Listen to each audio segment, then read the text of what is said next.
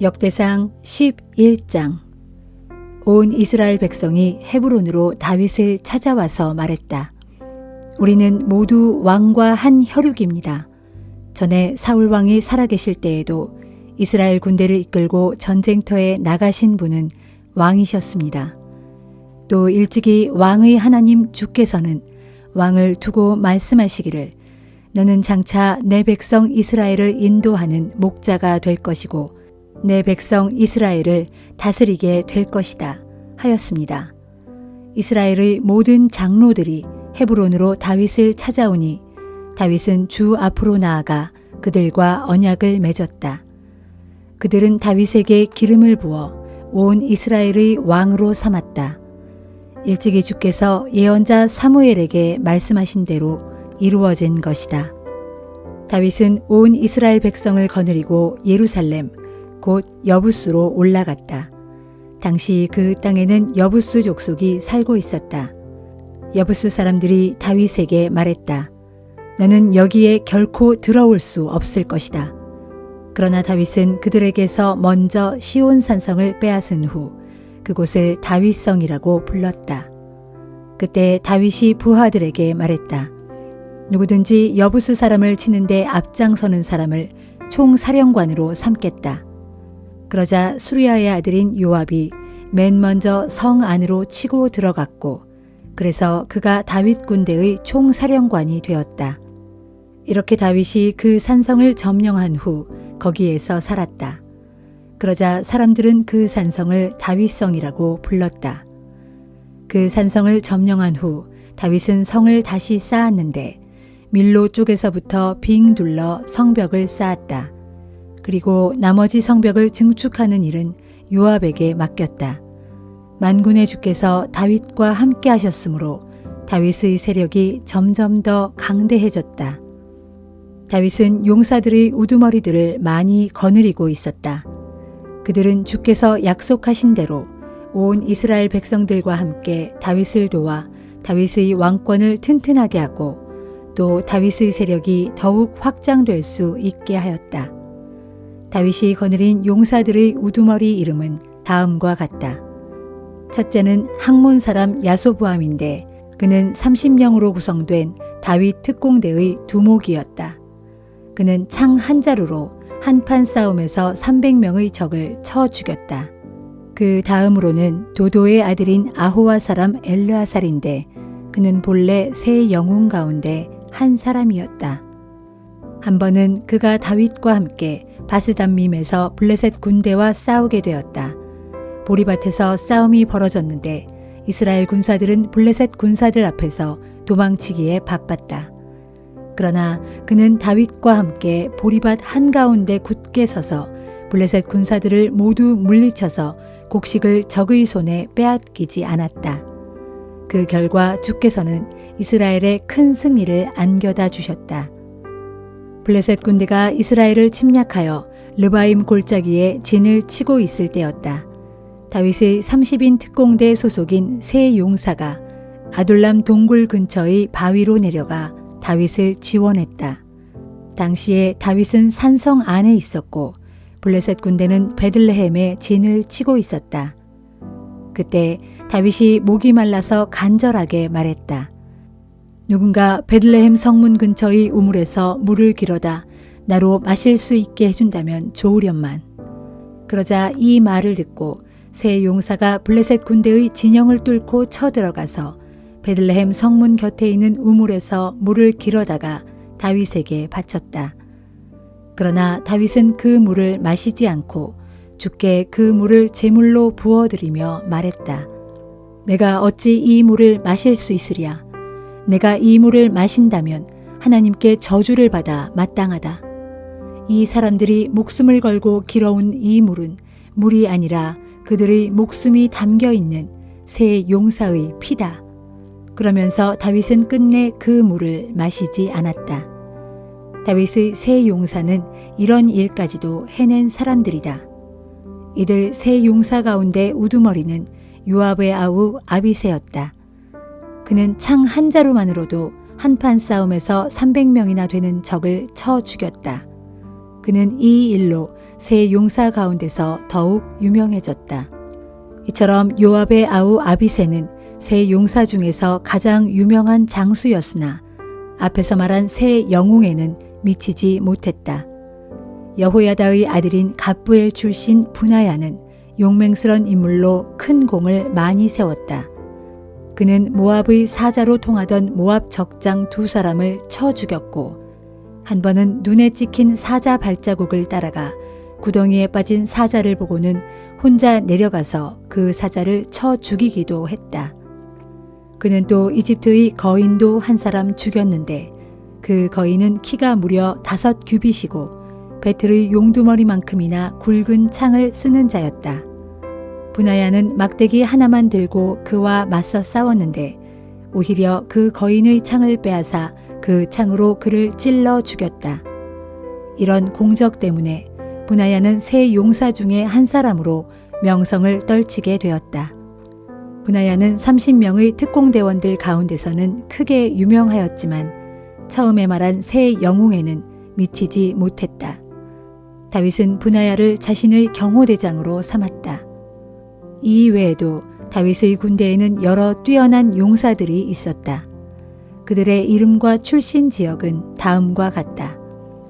요압의 아우 아사헬, 도도의 아들인 베들레헴 사람 엘하난, 하룰 사람 삼훗, 불론 사람 헬레스, 이게스의 아들인 드고아 사람 이라, 아나도 사람 아비에셀, 후사 사람 십부게, 아호와 사람 일레, 느도바 사람 마하레, 바하나의 아들인 느도바 사람 헬렛, 베냐민 자손으로 리베의 아들인 기브아 사람 이데, 비라돈 사람 분하야, 가스 시냇가에 사는 후레, 아르바 사람 아비엘, 바하룸 사람 아스마웻, 사알본 사람 엘리아바, 기손 사람 하셈의 아들들, 사게의 아들인 하랄 사람 요나단, 사갈의 아들인 하랄 사람 아히암, 울의 아들인 엘리발, 무게라 사람 헤벨, 불론 사람 아히야, 갈멜 사람 헤스로, 에스베의 아들인 나아레, 나단의 아우인 요엘, 하그리의 아들인 미팔, 암몬 사람 셀렉, 수르야의 아들 요압의 무기를 들고 다니는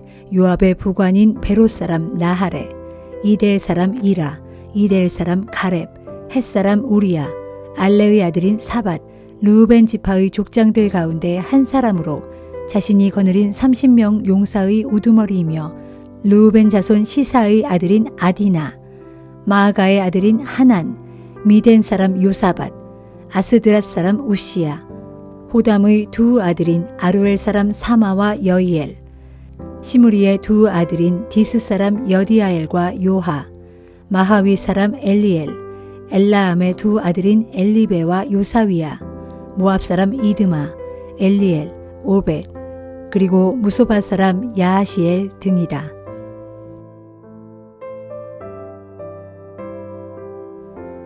역대상 12장. 다윗이 기스의 아들인 이스라엘 왕 사울을 피하여 시글락에 숨어 있을 때 많은 용사들이 다윗에게로 찾아와 다윗 편에 가담하여 다윗을 도와 싸웠다. 그들은 활도 잘 쏘고 좌우 어느 손으로도 물매를 던질 줄 알았다. 그들은 베냐민 지파의 사람들로 사울의 친족들이었다. 그들의 우두머리는 아히에셀이고 그 다음은 요아스인데 이들은 기브아 사람 스마아의 두 아들이다. 이들 외에도 다음과 같은 용사들이 도피 중인 다윗에게로 찾아와서 다윗을 도왔다. 그들은 곧 아스마웻, 두 아들인 여시엘과 벨렛, 브라가, 아나돗 사람 예후, 30인의 용사들 중 하나이며 한때는 그 우두머리였던 기브온 사람 이스마야, 예레미야, 야하시엘, 요하난, 그데라 사람 요사밧, 엘루세, 여리못, 부아랴, 스마랴, 하룹 사람 스바랴, 고라의 자손인 엘가나, 이시야, 아사렐, 요에셀, 야소부암, 그리고 여로함의 두 아들인 그돌 사람 요엘라와 스바랴 등이다. 다윗이 광야의 은거지에 숨어 있을 때 갓 지파 중에서도 여러 용사들이 다윗에게로 찾아왔다. 그들은 방패와 창을 잘 다룰 줄 알고 또 싸움에 익숙한 용감한 용사들로 얼굴은 사자와도 같고 날래기가 산속의 노루 같았다. 그들의 우두머리는 에셀이고 둘째가 오바댜, 셋째가 엘리압, 넷째가 미스만나, 다섯째가 예레미야, 여섯째가 앗대, 일곱째가 엘리엘, 여덟째가 요하난, 아홉째가 엘사밧, 열째가 예레미야, 그리고 11째가 막반네였다. 그들은 모두 갓 지파의 군대 지휘관들로서 그들 가운데 가장 약한 자일지라도 100명의 적을 상대할 수 있었고 가장 강한 자는 1000명도 당해낼 수 있었다. 그들은 어느 해 첫째 달 요단 강물이 모든 강둑에 넘칠 때 용감하게 강을 건너가 요단 골짜기에 살고 있는 모든 사람들을 쫓아내어 동쪽과 서쪽으로 흩어지게 했다. 베냐민 지파와 유다 지파 중에서도 여러 사람들이 다윗이 숨어있던 은거지로 다윗을 찾아왔다. 그때에 다윗이 나가서 그들을 맞으며 이렇게 말했다. 여러분이 친구로서 진정 나를 도우려고 찾아왔다면 나는 진심으로 여러분을 환영합니다. 그러나 만일 나를 원수에게 넘겨주려고 속임수를 쓰고 있는 것이라면 우리 조상의 하나님 주께서 다 내려다보시고 여러분에게 벌을 내리실 것입니다. 그러자 30인의 대장인 아마세가 하나님의 영, 곧 성령에 사로잡혀 이렇게 외쳤다. 다윗이여, 우리는 장군님의 부하들입니다. 이새의 아들이여, 우리는 장군님 편입니다.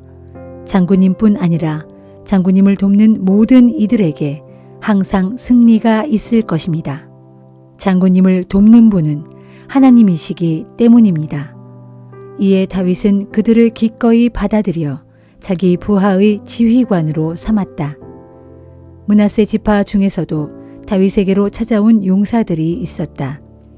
다윗이 사울의 군대에 대항하여 싸우려고 블레셋 사람들과 함께 출전했을 때 그들 므낫세 지파의 용사들이 다윗에게로 찾아왔으나 다윗과 그들은 블레셋 사람들을 도와 사울과 싸울 수 없었다. 왜냐하면 블레셋 지도자들이 자기들끼리 의논한 후에 말하기를 다윗이 자기의 옛 상전인 사울에게 공을 세우려고 우리의 머리를 베어서 바칠지도 모르는 일 아니오 하면서 다윗과 그의 부하들을 되돌려 보냈기 때문이다. 그리하여 다윗이 시글락으로 되돌아왔을 때 므낫세 지파 중에서 다윗에게 합세한 사람들은 아드나, 요사밧, 여디아엘, 미가엘, 요사밧, 엘리후, 그리고 실르데이다.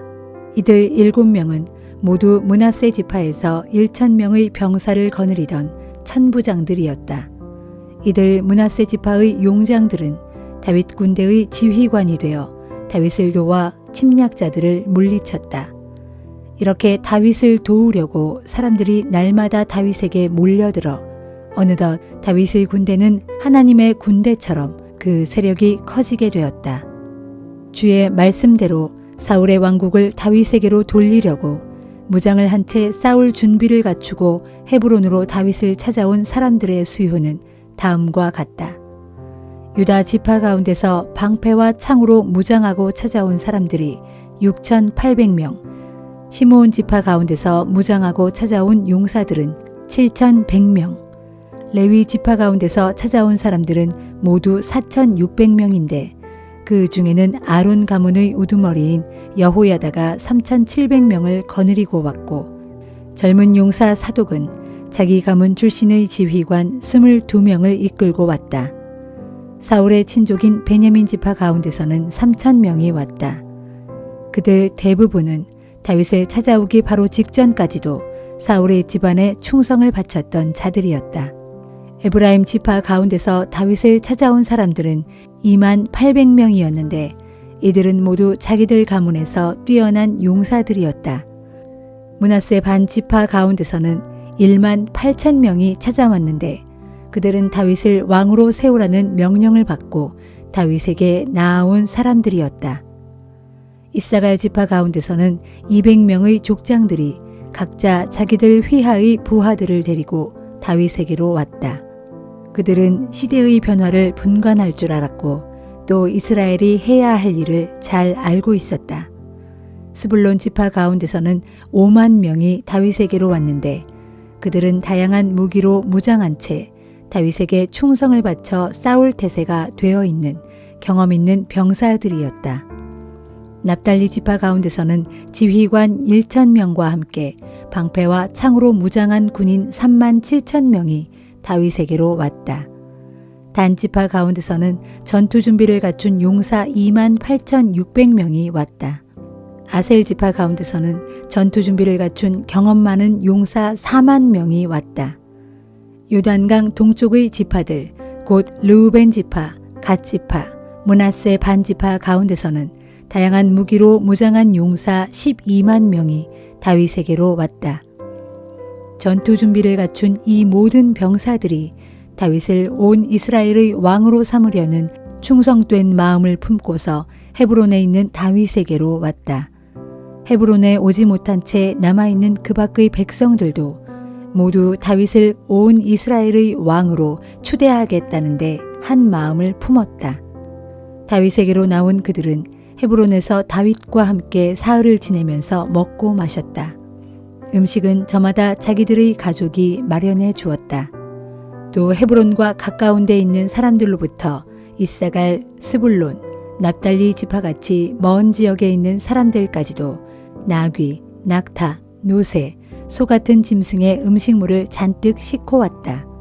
밀가루, 무화과로 만든 과자, 건포도, 포도주, 올리브기름, 그리고 소와 양 등 많은 것들을 가져오니 온 이스라엘에 큰 기쁨이 넘쳤다.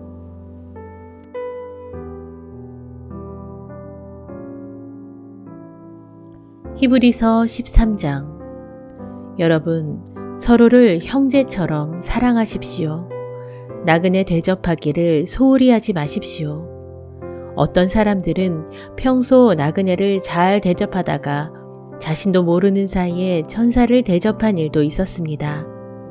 감옥에 갇혀 있는 자들을 생각하되 여러분도 함께 갇혀 있다는 심정으로 그들을 기억하십시오.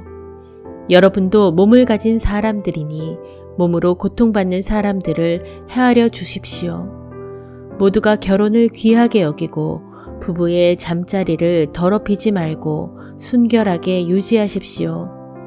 하나님께서는 음란한 자들과 간음하는 자들을 심판하실 것입니다. 돈을 사랑하여 돈에 얽매이지 말고 지금 갖고 있는 것으로 만족하십시오. 하나님께서는 우리에게 친히 말씀하시기를 내가 결코 너를 떠나지 않을 것이고 너를 버리지 않을 것이다 라고 했습니다. 그러므로 우리는 확신에 차서 담대하게 말할 수 있습니다. 주께서 나를 도와주시니 내가 무엇을 두려워하랴? 사람이 나를 어찌할 수 있으랴? 또 여러분은 하나님의 말씀을 여러분에게 가르쳐준 지도자들을 기억하십시오. 그들이 살다간 삶의 길을 잘 살펴보고 그들의 신앙을 본받도록 하십시오. 예수 그리스도께서는 어제나 오늘이나 내일이나 영원토록 한결같은 분이십니다. 온갖 종류의 요상한 가르침에 마음을 빼앗기는 일이 없도록 특히 주의하십시오. 우리의 마음은 음식 규정을 잘 지킨다고 강해지는 것이 아니라 오직 하나님의 은혜로 강해집니다. 그러므로 음식 규정에 얽매여 사는 사람들은 아무런 유익을 얻을 수 없습니다. 우리에게는 우리의 한 제단이 있는데 옛 율법에 따라 성막에서 일하던 사람들은 우리의 제단 위에 놓인 제물을 먹을 권리가 없습니다. 그들의 제사의식에서 대제사장은 속죄제물로서 짐승의 피를 가지고 지성소 안으로 들어가고 그 짐승의 몸은 진영 밖에서 모두 불태워 버립니다. 이와 같이 예수께서도 자신의 피로써 사람들을 거룩하게 하시려고 성문 밖에서 고난을 당하셨습니다. 그러므로 우리도 기꺼이 진영 밖으로 나아가서 예수께서 몸소 겪으신 그 치욕을 함께 짊어지도록 합시다. 사실 이 세상에는 우리 성도들이 살만한 도성이 없습니다. 그래서 믿는 우리는 장차 올 도성을 간절히 기다리고 있습니다. 그러므로 우리는 예수를 통하여 하나님께 날마다 찬양의 제사를 드립시다. 그렇게 하는 것은 그분의 이름에 감사하며 우리의 신앙을 고백하는 입술의 열매입니다.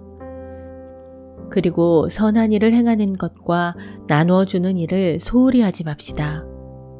이러한 제사야말로 하나님을 진정 기쁘시게 해드리는 것입니다. 여러분은 여러분을 인도하는 목자들의 말에 순종하고 그들의 권위에 따르도록 하십시오. 그것은 그들이 여러분의 영혼을 위해 마치 자신들이 하나님 앞에서 계산해야 할 사람들인 것처럼 항상 깨어 여러분의 영혼을 지키고 보살피는 사람들이기 때문입니다. 그러므로 여러분들이 최대한 순종하고 협조함으로써 그들로 하여금 기쁨으로 그 일을 행하게 하고 근심하거나 탄식하면서 하지 않도록 해주십시오. 그래야 마지막 심판의 때에 여러분에게 큰 유익이 될 것입니다. 특별히 우리를 위해 기도해 주십시오. 우리는 한 점 거리낌 없는 선한 양심을 갖고서 모든 일에 올바르게 처신하고 있다고 확신합니다. 내가 여러분에게 하루빨리 돌아갈 수 있도록 더욱 열심히 기도해 주시기를 간곡히 부탁드립니다. 영원한 언약의 피를 흘림으로써 모든 양들의 큰 목자가 되신 우리 주 예수 그리스도를 죽은 자 가운데서 다시 살리신 평강의 하나님께서 자신의 거룩한 뜻을 행할 수 있도록 온갖 좋은 것들로 여러분에게 풍성히 공급해 주시기를 간구합니다. 또한 하나님께서 예수 그리스도를 통하여 자신에게 참된 기쁨이 되는 일을 우리 가운데 이루시기를 빕니다. 하나님께 영원토록 영광이 있기를 빕니다. 아멘. 형제들이여, 비록 짧게 편지를 썼지만 부디 지금껏 말한 나의 이 권면들을 마음속에 깊이 받아들이기를 간곡히 부탁드립니다. 우리 형제 디모데가 방금 감옥에서 풀려나왔음을 여러분에게 알려드립니다. 디모데가 조만간 이곳으로 오면 나는 그와 함께 여러분을 만나러 가겠습니다. 여러분의 모든 목자들과 그곳의 모든 신도들에게 문안 인사를 드립니다. 또 이탈리아에서 오신 분들이 여러분에게 안부를 전합니다. 하나님의 은혜가 여러분 모두와 항상 함께 하시기를 빕니다. 아멘.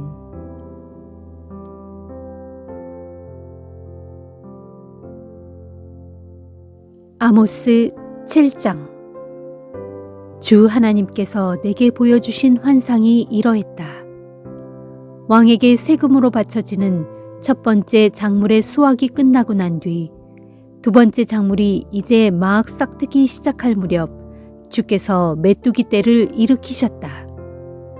그 메뚜기 떼가 몰려와 이스라엘 온 땅의 푸른 풀을 모두 갉아먹어버렸다. 그 광경을 보고 내가 주께 부르짖었다. 주 하나님이시여, 부디 용서를 베풀어 주소서. 야곱이 아직 어리고 약하니 어떻게 이 재앙을 견뎌낼 수 있겠습니까? 그러자 주께서 이 일에 대하여 뜻을 돌이키시며 말씀하셨다. 알았다. 내가 이 재앙을 내리지 않겠다. 주 하나님께서 또 내게 보여주신 환상이 이러했다. 주 하나님께서 이스라엘을 징벌하기 위해 맹렬한 불을 일으키셨다. 그러자 그 불이 큰 바다의 모든 물을 다 태워 말려버리고 마침내 육지까지 태우기 시작했다. 이때 내가 간청했다. 주 하나님이시여, 부디 멈춰 주십시오. 야곱이 아직 어리고 약하니 어떻게 이 재앙을 견뎌낼 수 있겠습니까? 그러자 주께서 이 일에 대하여 뜻을 돌이키시며 말씀하셨다. 알았다. 내가 이 재앙도 내리지 않겠다. 주 하나님께서 또 내게 보여주신 환상이 이러했다. 다림줄을 사용하여 쌓은 담 곁에 주께서 손에 다림줄을 들고 서 계셨다. 그때 주께서 내게 물으셨다. 아모스야, 내가 무엇을 보느냐? 내가 대답했다. 다림줄입니다. 그러자 주께서 말씀하셨다. 보아라, 내가 이 다림줄로 내 백성 이스라엘을 조사하고 살펴볼 것이니 내가 더 이상 그들을 용서하지 않겠다. 그날에 이삭의 산당들이 모두 무너져 황폐해질 것이고 이스라엘의 성소들이 모두 파괴되어 황량해질 것이다.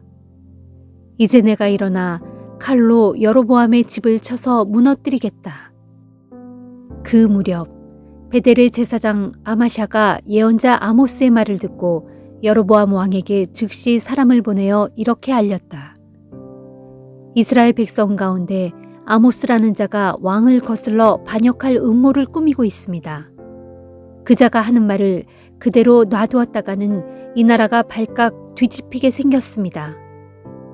그 자가 말하기를 여로보암 왕은 대적의 칼에 찔려 죽을 것이고 이스라엘 백성은 대적에게 반드시 사로잡혀서 자기 땅을 떠나 멀리 포로로 끌려갈 것입니다 합니다. 그 뒤 아마샤는 아모스에게도 직접 말했다. 너 성견자야, 당장 여기서 사라져라. 남쪽의 유다 땅으로 도망가서 거기서나 예언하면서 내 밥벌이를 하여라. 다시는 이곳 베델에서 예언을 하지 마라. 이곳은 왕의 성소이며 왕의 궁전이다. 이 말을 듣고 아모스가 아마샤에게 대답했다. 나는 예언자도 아니고 예언자의 아들도 아니요. 나는 다만 양떼를 치는 목자일 뿐이고 뽕나무를 재배하는 사람에 불과하오. 그런데도 주께서는 양떼를 치는 나를 불러 말씀하시기를 가라. 너는 가서 내 백성 이스라엘에게 내 말을 예언하라 하셨소. 이제 아마샤는 주의 말씀을 들으시오. 그대는 나더러 말하기를 이스라엘을 향해 심판하는 예언을 하지 말고 이삭의 집을 향해 경고하는 설교도 하지 말라 하였소. 그러므로 주께서 그대에 대해 말씀하시기를 내 아내는 성읍 가운데서 창녀가 될 것이고 내 아들 딸들은 칼에 찔려 죽을 것이며 내 토지는 다른 나라 사람들이 측량하여 나누어 가질 것이다. 너 자신은 포로로 사로잡혀 낯선 이방 땅으로 끌려가 거기서 죽을 것이고 이스라엘 백성들은 반드시 대적에게 사로잡혀 자기 땅을 떠나 먼 이방 땅으로 끌려갈 것이다 하셨소.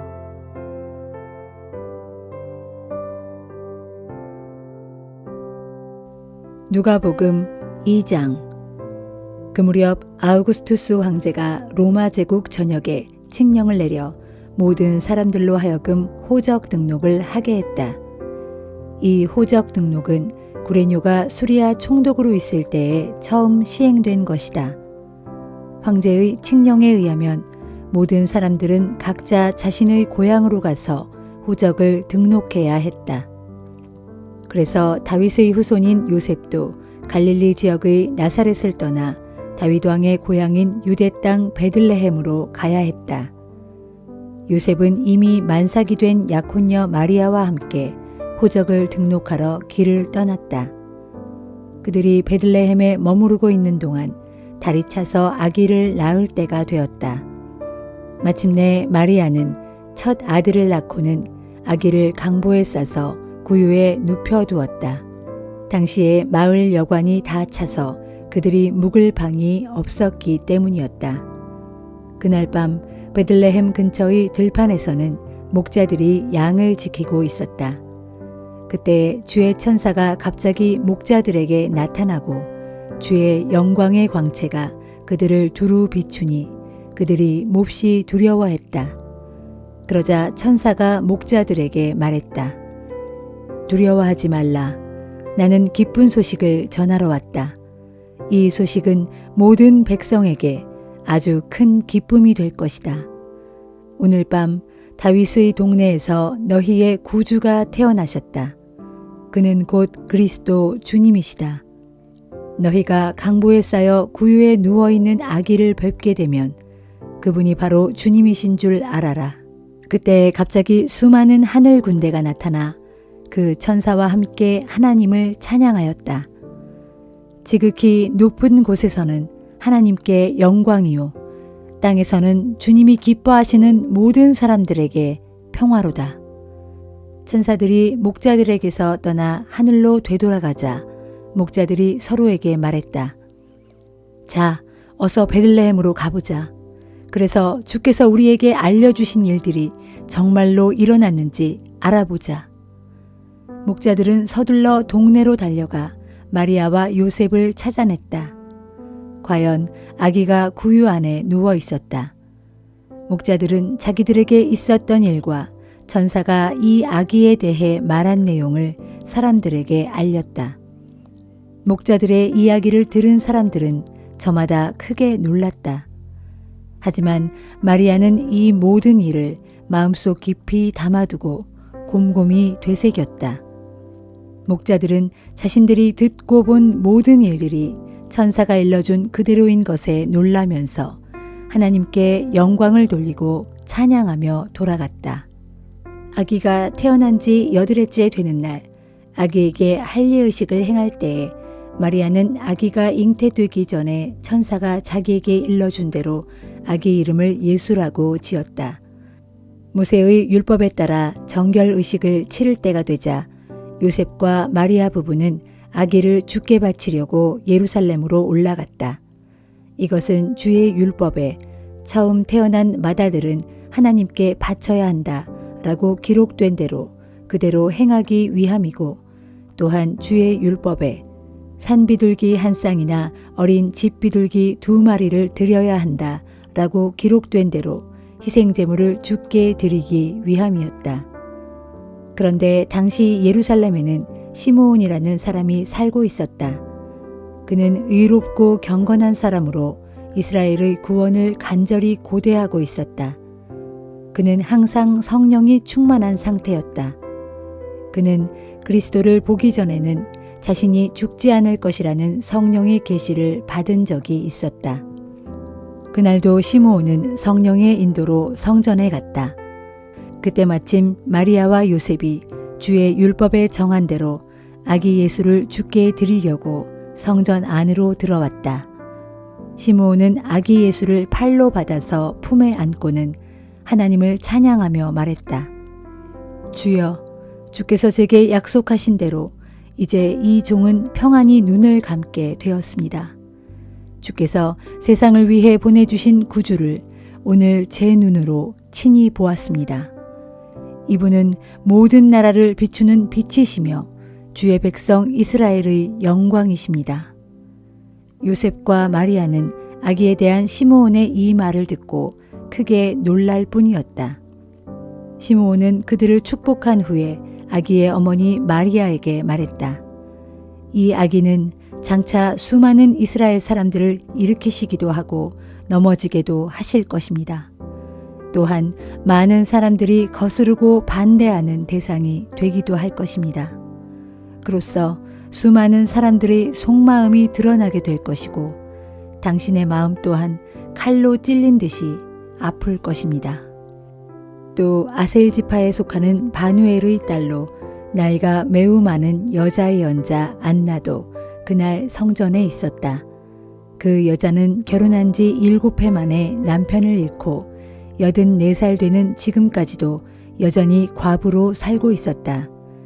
그 여자는 밤낮으로 기도하고 금식하고 예배를 드리면서 날마다 성전에서 살다시피 했다.